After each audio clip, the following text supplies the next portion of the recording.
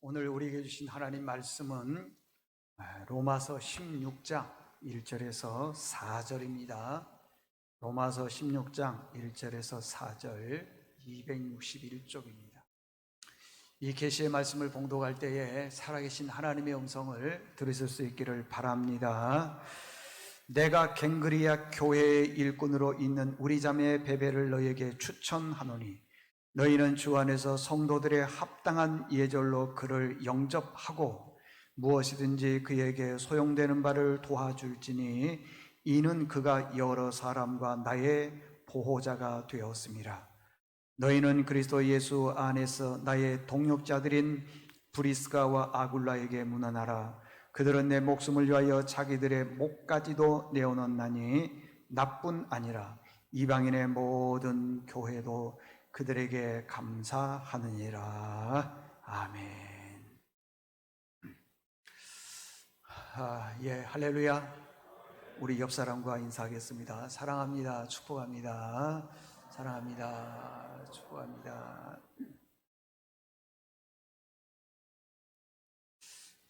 오늘은 로마서 12장에서부터 16장까지가 실천편이라 그랬는데 이제는 11번째 우리에게 실천해 주신 말씀이 뭐냐 그러면은 주변 사람들에게 내가 기억에 남는 사람이 되라라는 거예요.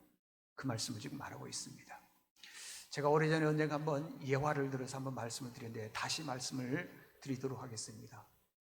조선시대의 6대 왕이 아버지가 문종이고 어머니가 현덕왕후에서 태어난 홍의세자입니다. 이 홍의세자가 나중에 왕으로 6대 왕으로 등극을 할 때는 이름이 바뀌지요. 단종으로 바뀝니다. 그러니까 홍의의 어머니 현덕왕후가 25살에 딸 경혜공주를 낳고요. 그 이듬해에 홍의세자를 임신을 했는데 이 임신했는데 너무 난산이 되는 거예요. 먹지도 못하고 잠도 못 자고 고통 중에 있다가 홍의세자를 출산하고 난 다음에 3일 만에 세상을 떠나면서 자기 아들 홍의를 세종의 그 후궁이 있는데 이 해빈양 씨라고 하는 사람에게 그 아들을 맡기고 세상을 떠납니다. 해빈양 씨는 마음이 얼마나 착하고 후덕한지 모릅니다. 그래서요 지극정성으로 홍의를 자기 아들처럼 키우는 거예요. 남의 자식 키우기 어렵습니다. 근데 자기 자식처럼 지극정성으로 키우는 거예요. 어린 시절 때는요 성산문 박팽령 같은 굉장히 훌륭한 그런 그 집현전 학자들에게 공부를 배우게 했습니다. 많은 공부를 배우게 했죠. 그런데 어머니가 없으니까 너무 힘이 드는 거예요. 어머니 없으니까 아들만 힘든 게 아니라 남편 이 문종왕도 힘이 든 겁니다. 그래서 이 홍의세자 단종이 13세 13살 되었을 때 그만 아버지가 세상을 떠납니다. 아무런 준비가 없이 홍의가 왕의 자리에 오른 거죠. 그러니까 왕의 자리가 유명무실한 겁니다. 그때는요 누가 힘이 제일 세냐 그러면 왕족 출신 중에 가장 힘센 사람이 나라를 이제 마음대로 이끄는 거예요. 왜? 13살밖에 안 되는 단종은 아무런 그런 결정권도 없거든요. 근데 그 중에 누가 제일 힘이 셌냐 그러면 숙부 수양대군이 제일 힘이 셌는데 이 사람이 1453년에 10월 10일 날 개유정난을 일으켜서 결국에는 단종 편에 섰던 많은 사람들의 이름, 그걸 살생부라 그러는데 살생부의 이름을 기록해서 단종 편에 선 사람들은 다 죽였는데 기록에 의하면 그 피가 강을 이루고 바다를 이루었다. 거기에서 김종서, 황인보 같은 정말 유명한 사람들이 다 죽임을 당했습니다.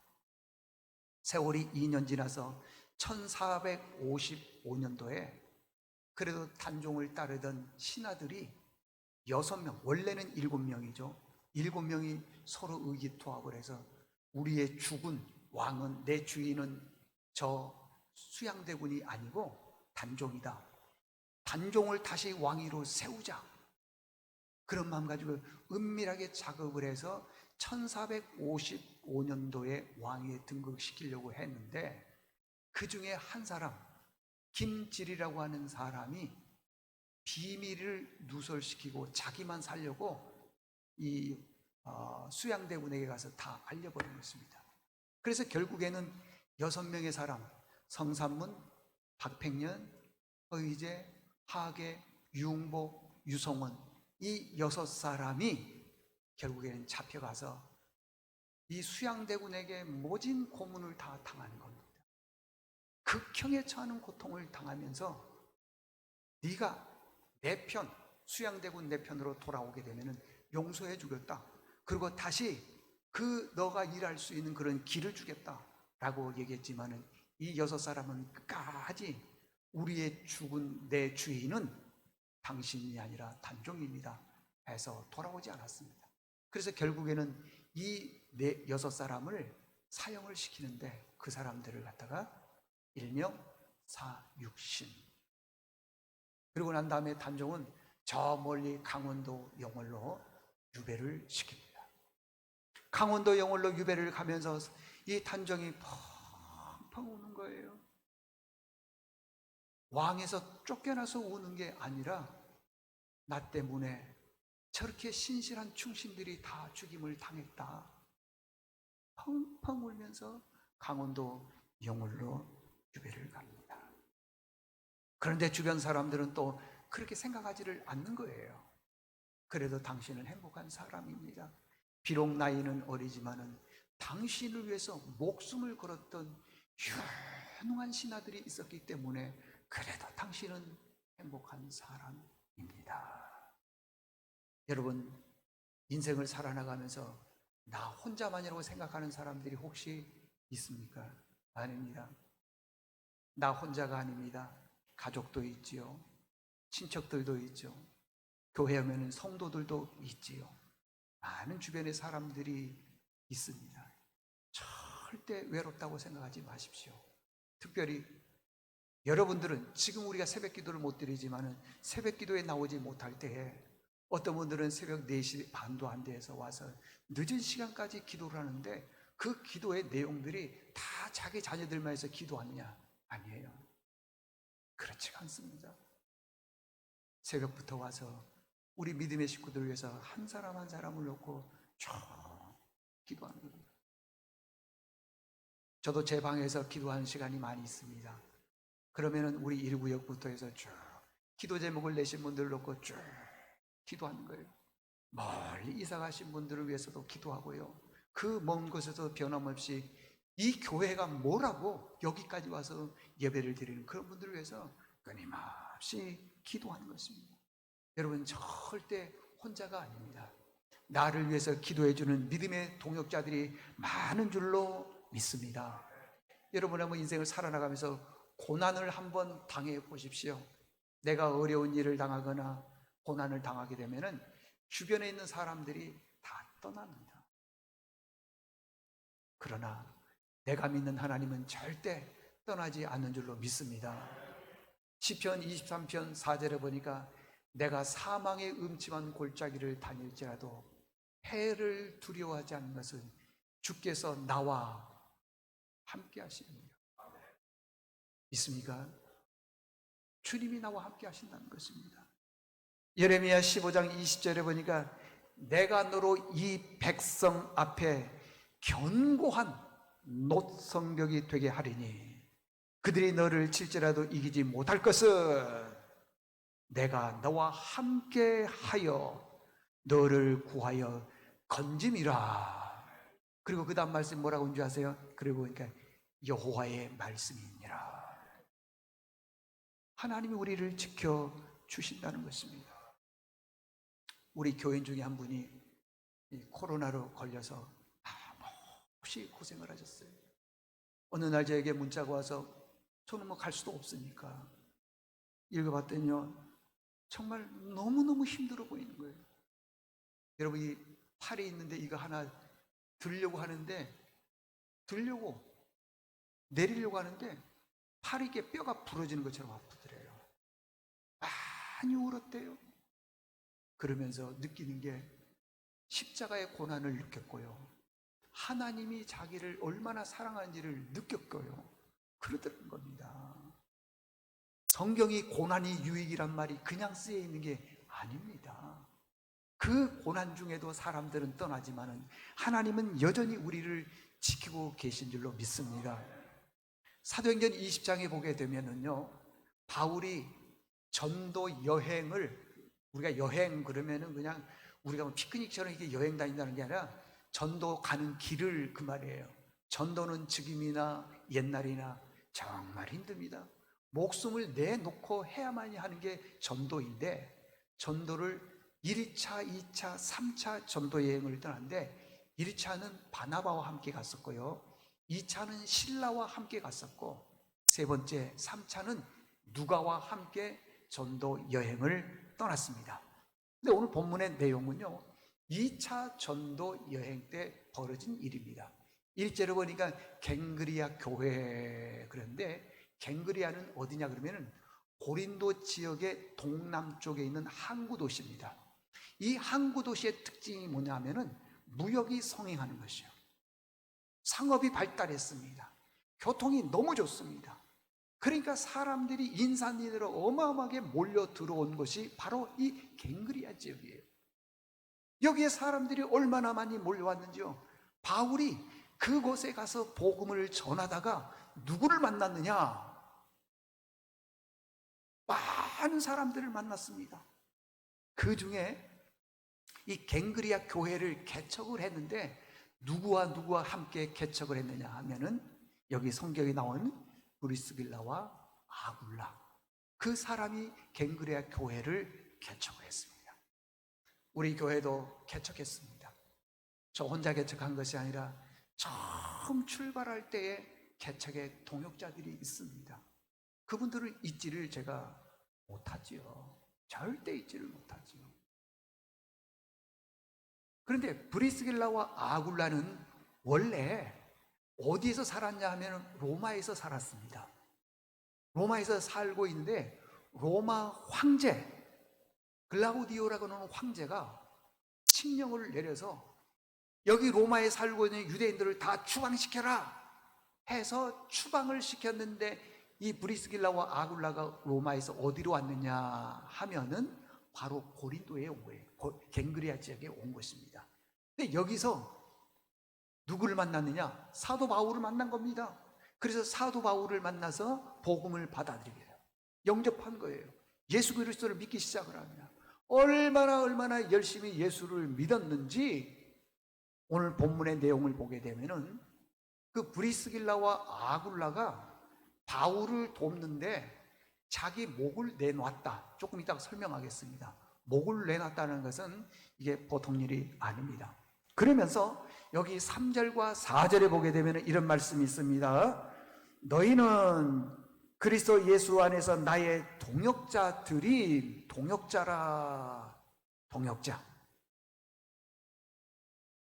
이 동역자를 헬라어로 뭐라고 하냐면 슈네르구스라고 하는데, 슈네르구스는 함께 같이 일을 하다, 함께 같이 일을 하다, 그리고 일하는 것을 서로 돕다.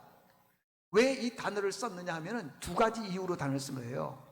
이 브리스가와 아굴라가 그 복음 사역을 위해서 얼마나 열심히 일하고 헌신적이고 얼마나 충성을 하는지 브리스길라와 아굴라를 칭찬해 주기 위해서 동역자다, 그렇게 표현을 했고요. 두 번째는 우리 모두가 다 하나님 나라의 일꾼이라는 것입니다. 사역자라는 것이에요. 그렇게 같이 일하기 때문에 단지 목사는 복음만 전하는 사람이고 세우는 일꾼들은 다 이 교회의 뭐냐? 동역자. 목회자를 돕고 또 목회자가 성도를 위해서 기도해주고 서로가 서로를 돕는 동역자라는 것입니다. 부부는요, 헬라어로 말하면은 슈네르구스라 해요. 슈네르구스. 서로 함께 도와주고 협력해 주는 게, 그게 부부라고 하는 것입니다. 이 사람들이 바울을 도왔는데 어느 정도 도왔느냐 하면은 자기 목을 내놓을 정도로 도왔다라는 것입니다. 배경의 내용은 이런 것입니다. 사도행전 19장에 가서 보게 되면요, 바울이 에베소에서 복음을 전하는데 데메드리오라고 하는 유명한 장사꾼이 있었습니다. 이 사람은 어떤 장사를 하느냐 그러면 나무를 깎아서 신을 만드는데 그 신의 이름이 아데미 신이에요. 아데미 신인데 그 신을 만들어서 많은 사람들에게 복음을 파는 거예요. 이 신을 사가지고 집에 가서 세워놓고 거기에 경배하고 예배하고 절하고 구하고 그러면은 너희들의 모든 소원을 다 들어줄 것이다 해서요, 이 기업이 어마어마하게 큽니다. 사도행전 19장 25절에 보면은요, 어느 정도 부자였냐, 어마어마하게 부자인 거예요. 이 나무로 만든 아데미 신이라고 요거 하나 팔아가지고요, 일약 부자가 돼버린 겁니다. 그때 바울이 복음을 전하다 보니까, 아니, 나무로 깎아 만든 저게 신이라고? 그래서 바울이 얘기하기를 시작합니다. 이것은 나무에 불과한 것이고 이것은 신이 아닙니다. 여기에 절하거나 경배하거나 구한다고 해서 우리가 부자 되는 것 아닙니다. 절대 이것은 나무에 불과한 것이 그 어떤 것도 안 됩니다 라고 강력하게 얘기를 했더니, 여러분 보십시오. 데메드리오가 우상을 깎아서 어마어마한 재벌 부자가 되었는데 이 말을 하면은 우상이 팔리겠습니까? 안 팔릴 것 아니겠어요? 그때부터요, 폭동을 일으키기 시작하고 사람들을 불러 모아가지고는 바울을 잡아서 옥에 가서 죽이려고 그러는데, 바울이 복음을 전할 때 혼자 전하는 것이 아니라 몇 사람이 복음을 전했는데 그 중에 보게 되면요, 가이오와 아리스토고라고 하는 사람인데 이 사람들도요, 그 원형 경기장인데 거기 잡혀 들어갔어요. 그래서 이 나라를 폭동을 일으킨다, 어지럽게 한다 해서 이 사람은 반란군이다, 쿠데타를 일으킨다고 하고 해서 이제 죽이려고 하는데, 어떻게 죽이느냐 그러면은, 여러분 단두대 아시죠? 우리로 말하면은 작두를 딱 해서 홈을 팠는데 홈 판 데다가 목을 딱 집어넣고 탁 눌리기만 하면은 목이 잘려서 끝나는 겁니다. 지금 바울이요, 단두대에서 목이 잘릴 그 순간입니다. 그런데 그 순간에 세상에 여기 성경에 나오는 브리스기라와 아굴라가 쫓아가서 바울의 목을 탁 빼내고 이 브리스가가 자기 목을 집어넣더라는 것입니다.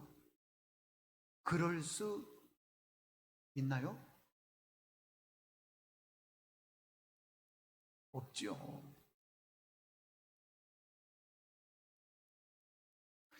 어떤 목사님이 신장이자 신장암에 걸린 거예요. 암에. 신장암에 걸렸는데 치료를 하다가 더 이상 치료가 안 돼서 결국에는 이제 죽음 직전에 있는 거예요. 그래서 이제 방해를 소집해서 내가 더 이상 목회를 할 수가 없으니 그만 사임을 하겠습니다 라고 했더니 그 교회의 장로님들이 벌떼처럼 일어나면서, 목사님 안 됩니다. 목사님은 우리가 살리겠습니다. 걱정하십시오 마십시오. 우리가 살리겠습니다. 그러더라는 거예요. 그래서 목사님 물었다는 거예요. 어떻게 살릴 겁니까? 했더니 모든 장로님들이 우리가 장기를 떼서 목사님께 드리고 기증을 하겠습니다. 살을 깔 겁니다. 걱정하지 마십시오. 목사님이 그러더라는 거예요. 장로님들 가운데 누가 할 겁니까? 누가 할래요? 그러니까 모든 장로님이 저희들이 하겠습니다. 그래서 목사님이 그랬다는 거예요. 그러면 우리 다 같이 동그랗게 앉아서 통성기도를 하자. 누가 할지 모르니까 하나님의 뜻이다 생각하고 내가 오리털을 하나 준비를 해왔는데 이것을 세워서 높은 데다가 놓고 딱 날리면은 그 오리털이 떨어져서 누구 장로님 옆에 딱 떨어지면 그 장로님이 장기를 떼가지고 나한테 주는 겁니다. 우리 다 같이 통성기도 하겠습니다 했더니 장로님들이 주여 주여 기도를 하는데 목사님이 일어서 가지고는 오리털을 딱 떨어뜨리려고 장로님들 보는데 기도하는데 보니까 주여 주여.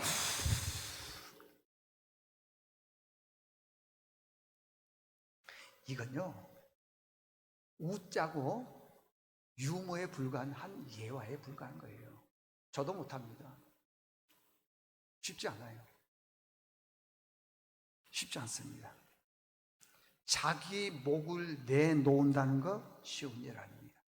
지금 바울이요 단두대에 목이 끼어 있습니다. 작두로 내리기만 하면은 몇 초 걸리지 않고 바로 목이 잘려서 죽습니다. 그런데 이 브리스길라가 어떻게 된 것인지 바울의 목을 제껴놓고 자기 목을 집어넣더라는 것입니다. 네? 참 기가 막힌 얘기예요. 마치 단종을 위해 자기들의 목을 내놓았던 사육신과 같은 그런 브리스길라와 아굴라 아니겠습니까, 여러분들? 바울이 그럽니다. 이 두 부부의 들어보십시오. 충성스러운 모습을 보고 이제 자기가 변화됐다는 것입니다. 자기가 자기 목도 귀한 것으로 여기지 않았다는 것입니다.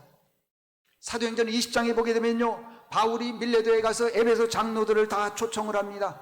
그리고 눈물로 작별 인사를 합니다. 이게 마지막 인사예요. 내용이 뭐냐 그러면은 바울이 에베소에 있는 장로들을 불러서 작별 인사하고 난 다음에 당신은 어디로 가냐면 예루살렘으로 가는 겁니다.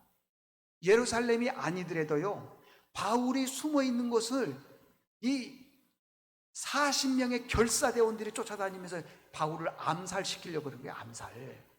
근데 예루살렘으로 가면 어떻게 되겠습니까? 바로 죽어요. 100% 죽습니다.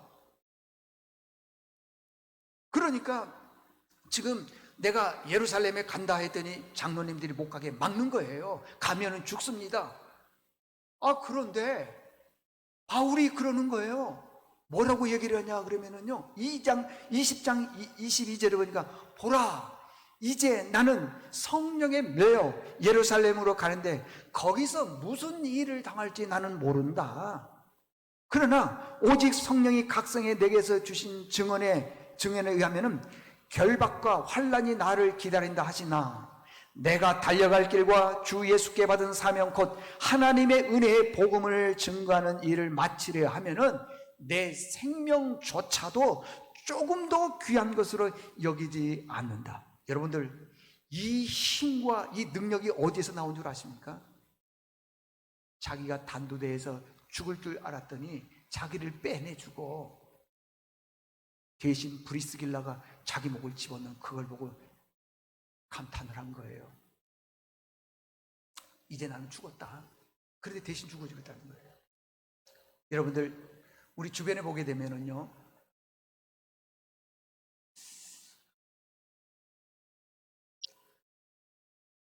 잘 보십시오. 우리 주변에 보게 되면은요 어떤 질병에 걸려서 정말 죽을 병에 걸려서 나은 사람이 있습니다. 그런데 그 사람을 보게 되면요 나는 죽었다가 다시 살아났기 때문에 제2의 인생을 산다. 그런 마음 가지고 정말 보람있게 사는 사람이 있습니다. 있어요. 근데 반대로요 어떤 분들은요 자기에게 그런 많은 위기와 어려움과 고난이 와도 몇 번이고 하나님께서 피할 길을 주셨음에도 불구하고 여전히 자기를 위해서 사는 사람들이 의외로 많이 있습니다. 바울은 그런 거예요. 이미 자기는 극장 안에서 원형극장 안에서 단두대에서 이미 죽은 거나 다름없다는 거야. 그래서 이제 이후로부터는 내가 나를 위해서 사는 것이 아니라 간다는 거예요. 예루살렘에서 나를 죽이려고 하는 사람이 지금 기다리고 있느냐? 상관없다. 나 지금 간다는 거예요. 왜요? 나는 이미 옛날 단두대에서 어떻게 해요? 죽었다는 겁니다. 나는 지금 제2의 인생을 산다. 그런 마음 가지고 가더라는 것입니다. 그래서 고린도후서 11장 22절에 보게 되면은요 바울이 복음을 전하면서 정말 많은 고난을 겪었습니다. 유대인에게 40에 하나 감한매를 5번이나 맞고 태장에 맞고 돌에 맞고 춥고 굶주리고 헐벗고 많은 고난들을 겪었는데 이 모든 것들을 다 이길 수 있었던 힘이 어디에서 나왔느냐? 단두대에서 나왔다. 나는 이미 죽은 몸인데 브리스길라가 대신해서 나를 대신해서 죽어줬다라는 거예요. 그 힘이 거기에서 나왔다고 하는 것입니다. 언젠가 한번 소개했나요? 여행 작가 한비아 씨가 있습니다. 이분은 홍대 영문과를 나온 분이죠. 이분의 책 중에 보게 되면요, 지구 밖으로 행군하라 그런 책이 있어요. 그 내용의 챕터 중에 보면은 한 가지 예를 딱 드러났는데, 그 예가 한 번은 케냐로 여행을 떠날 때였습니다. 거기서 여기저기 구조 활동도 하고 좋은 일을 많이 하고 있는데, 한 오지에 갔더니 어떤 의사를 만난 겁니다. 이 의사는 얼마나 유명한지 모든 국민들이 다 아는 것입니다. 대통령도 만나자고 약속을 해야만이 만나는 거예요. 자, 우리는 약속을 어떻게 합니까? 친구하고 내일 뭐 하기로 약속을 했는데 내일 그 시간에 대통령이 나를 부르면은 친구하고 약속을 합니까?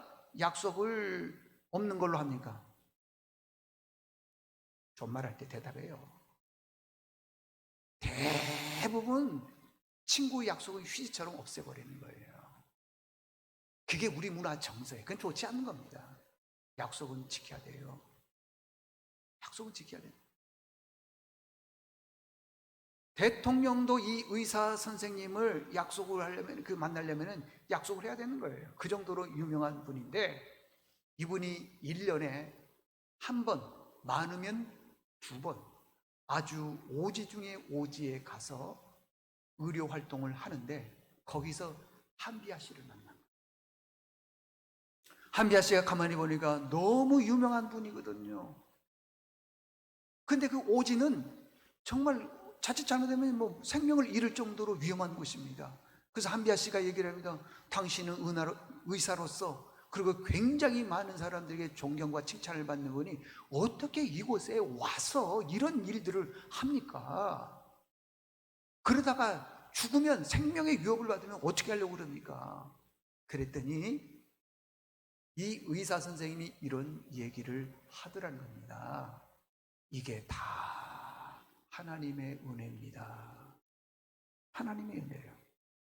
근데요, 이 말은요, 누구나도 다 공통적으로 할 수 있는 그런 말입니다. 그 다음 말이 더 무서운 거예요.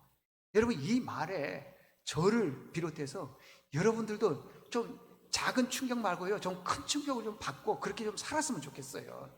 그냥 아무리 설교를 해도 일도 안 움직이는 분들이 있어요, 보면요.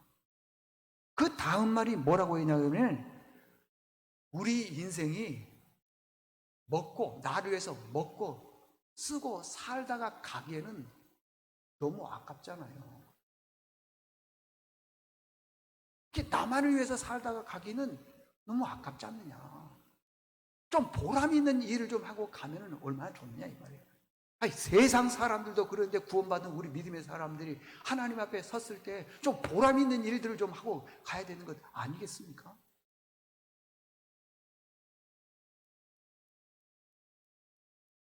하나님이 주신 은사는 많이 있는데, 내가 나를 위해서 먹고 내가 나를 위해서 쓰고만 간다면은 그 안타까운 일 아니겠습니까?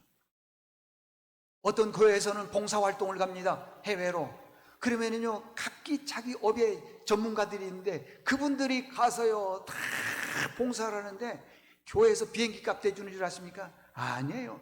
다 자비량이에요. 자비량. 자기가 돈 내서 가고 자기가 휴가 내서 가고, 그래서 그 지역의 복음화를 위해서, 하나님의 나라의 사역을 위해서요 자기 몸을 던지는 거예요. 몇십 년째 하는 분들도 있습니다.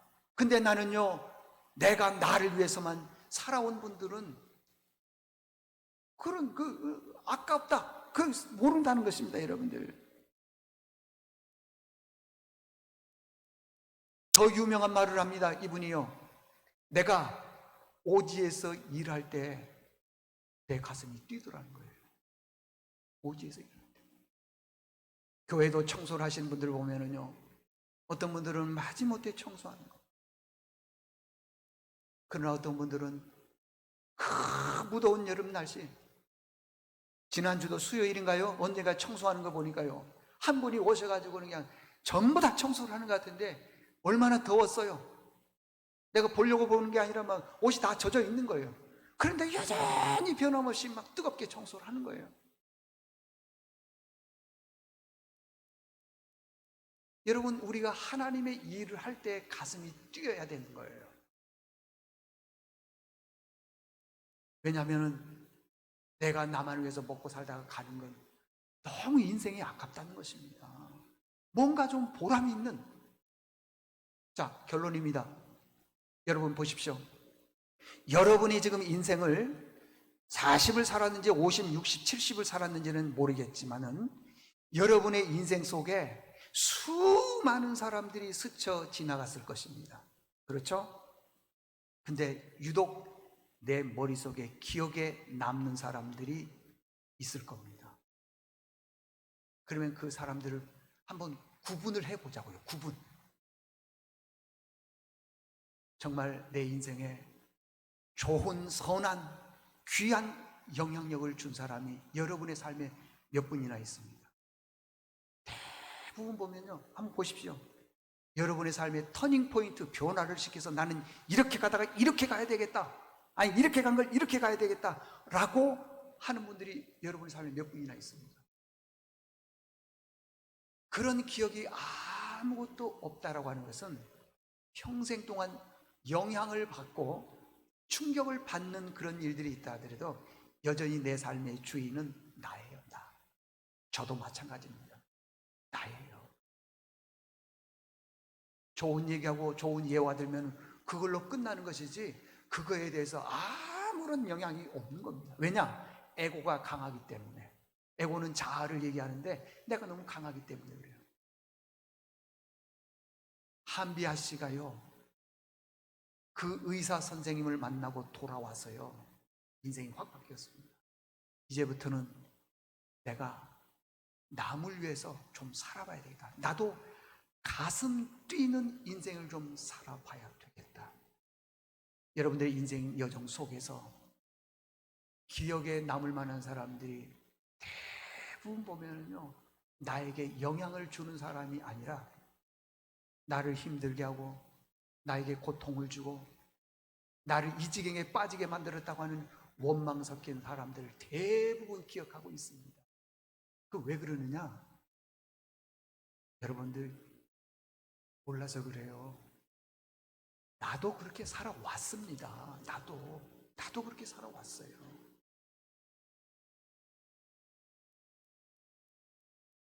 여러분, 우리 인생 여정 속에 우리 인생 훅 금방 지나갑니다. 금방 지나가요. 특별히 코로나 기간에 작년, 재작년 우리 교회 믿음의 식구들 참 귀한 분들이 얼마나 하나님의 부름을 많이 받은지 모릅니다. 금방 갑니다. 여러분들